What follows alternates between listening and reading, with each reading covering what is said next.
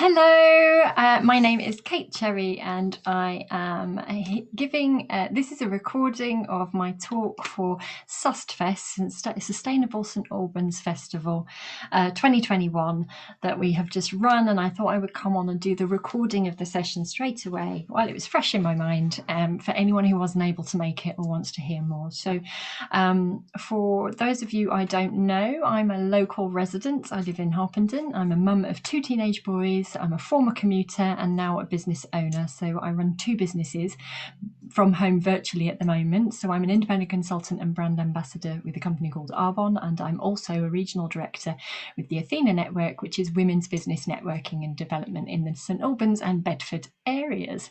And my connection to SustFest is through networking, actually.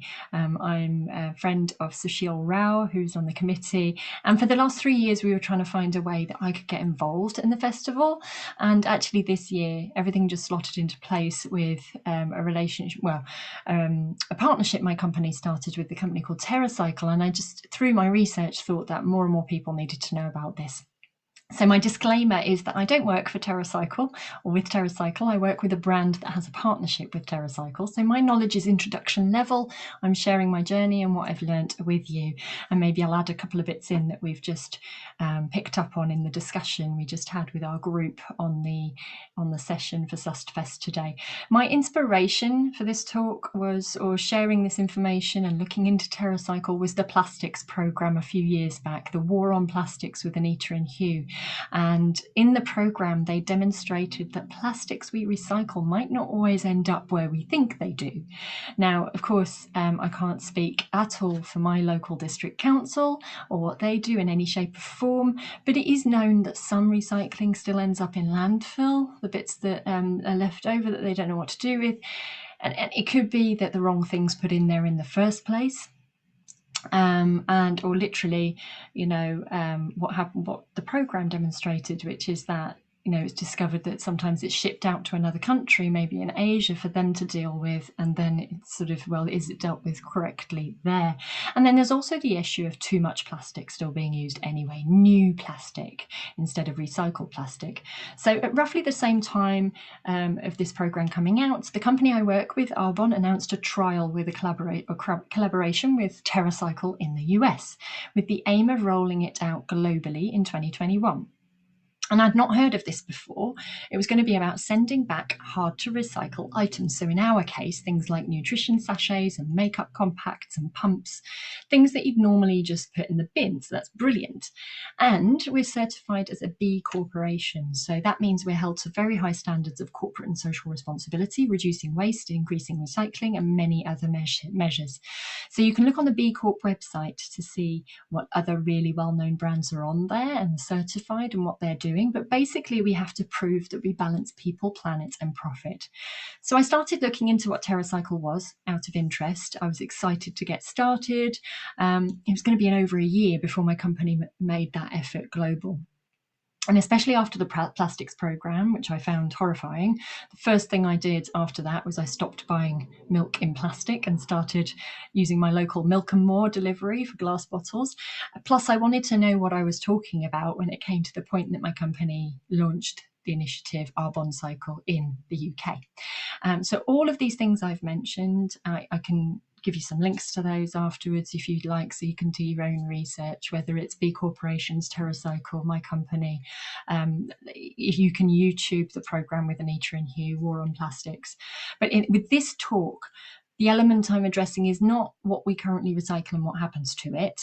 That's just how I got to this point. We're looking at how to recycle the things that you'd normally still put in the bin instead of curbside recycling. So I started playing around on the Terracycle website, and I realised there was so much more actually that I could send back. So here are some items I have that I can demonstrate that we then decided to start collecting in my home. We don't actually have this machine anymore, but this is a Tassimo coffee pod. So you've got hot chocolates, teas, things like that. I mean, technically, all the ingredients there, plastic and foil, would be recyclable, and you could get the coffee out and put it in your compost, but also the company takes them back. Things like, had you ever thought of this? So the flossing thread, This is a flosser. But also Philips, I think it's Philips and Oral-B electric toothbrush heads, things you'd normally put in the bin, right? Those. Finish dishwasher tabs. That pack would normally go in the bin, and you can see on the back actually it has a Terracycle sign to tell you what you can do with it. I love this one. Cathedral, we're going to look at that on the website.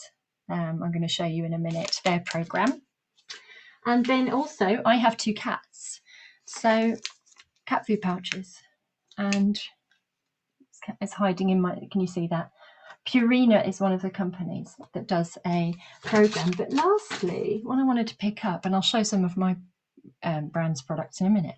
How often do you put a pencil and a pen in the recycling? Of course, these can be sent back as well to certain drop-off points. Right, so hold on a sec, because I might be now lost in my notes. Go through packages first. Brilliant. And so, sorry, I've completely lost my track of where I was. Okay, right. And there's 2 different ways that it works. Firstly, companies like mine and Finish, I think Finish, my company, for example, you get an envelope that you can send things back in. I'll show that in a minute. But some, there's a drop-off point where the drop-off point will then send it on to Terracycle. So that's a person who set up a point for themselves. Now, the caveat is that I haven't actually done this myself yet, because I started doing this, remember, just over a year ago. So all the drop-off points that I made a note of for my items, some of them aren't working at the moment because of the pandemic. They don't want people turning up. And I haven't really been very far in the last year and a bit. So I've got bags of things in my garage waiting to be taken along. The other thing you can do, which could be a next step if this is really interesting for you to look into, and you can do that on the website, is become a drop-off point yourself for something in particular, or just general stuff, and you can order boxes that you then send back through UPS. So what we're going to do is share screen, and I'm just going to quickly go through the website for you to show you. This is the Terracycle website. And if we click on About, I always look at the About page on a business, and who are we? And actually mine on my website is called Who We Are. So this is about Terracycle. So Terracycle offers a range of free programs funded by the companies, as well as recycling solutions available for purchase for almost every form of waste. So you've got free recycling programs, the ones I talked about. There's also a way, as someone who sends stuff back, to collect points. And those points, the more you have, can be converted to cash for your school or not-for-profit. So that's a really good incentive. To date, over 202 million people are collecting and recycling in 21 countries and raised over $44 million for charities. That's incredible. A zero waste box, that's something else you could do. You might have seen some of these around, so you can look into that. Municipal programs, for example, to collect things from cigarette butts to hard to recycle materials. Haven't seen any of those local to me, so that's a good one. The councils should get onto that. Industrial waste, so bigger companies who would have packaging or scrap and things like that they normally put in their big massive bin outside. These are the things that could potentially be dealt with. Then, of course, you've got your regulated waste, like medical waste, organic waste, bulbs, batteries, things like that. And then, of course, they've got event services, so they can come and speak at an event of yours or have a stand. And then there's another sustainable packaging solution initiative called Loop, so you can have a look at that. And they've got a global foundation as well. But just rolling back up to the top, let's look at some examples. Free recycling process. So you can click on all recycling programs, and then you could just look through them all. There's some examples: kids' food pouches, Flash, Hovis bread, Bayliss and Harding. Look, those are the water filter inserts, which is good. But we're going to look at Cathedral. So that's the one I mentioned. Unfortunately, as you can see, and I believe it's either due to an influx or the pandemic, a bit of both maybe, there are 0 locations at the moment, but we're still collecting them for when it's less full. And you can also contact them. But what you would do, actually, if we look at what it is, it's any brand of flexible plastic cheese packaging. So what Cathedral have done as a company is they're saying they'll take anyone's rubbish, anyone's packaging.